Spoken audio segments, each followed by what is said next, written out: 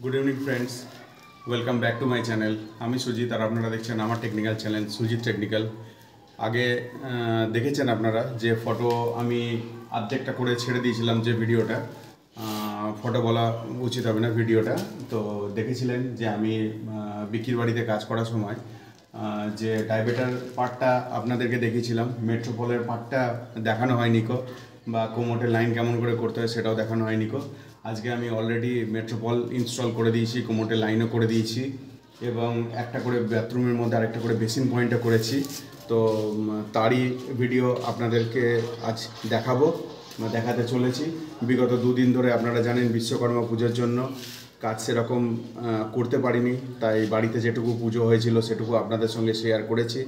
আপনারা সবাই দেখছেন, ভিডিও লাইক করছেন, ভালো লাগছে, তো যার জন্য আরও মোটিভেট হচ্ছি ভিডিও বানানোর জন্য।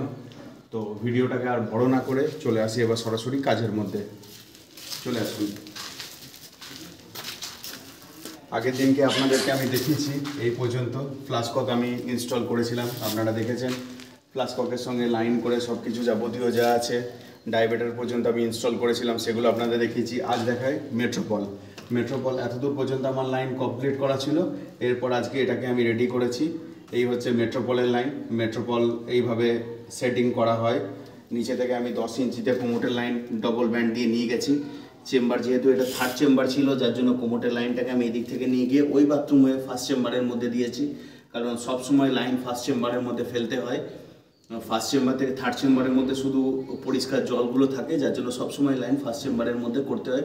ফার্স্ট চেম্বারের মধ্যে করলে কাজটা ভালো হয়, মানে উচিতই ফার্স্ট চেম্বারের মধ্যেই সবসময় ফেলা।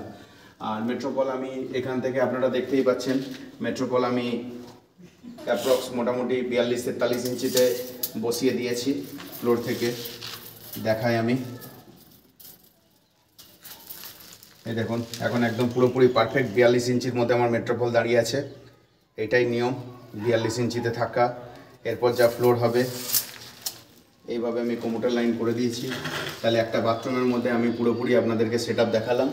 আর যেটা নতুন চেয়েছিল সেটা আমি এখান থেকে একটা পয়েন্ট করে ওখানেতে বেসিনের আউটলেট করে দিয়েছি, বেসিনের ইনকামিং জলটা করে দিয়েছি। আউটলেটটা শুধু বাকি আছে, আউটলেটের গ্রুপ কাটা আছে। তো ম্যাটেরিয়ালসের অভাবে কাজটা কমপ্লিট করা হলো না। নেক্সট দিন ওটা এসে আমি কমপ্লিট করে দেবো। এরপর আমি চলে যাই নেক্সট ওই বাথরুমেও মেট্রোপল ইনস্টল করেছি, সেটা আপনাদেরকে দেখাই।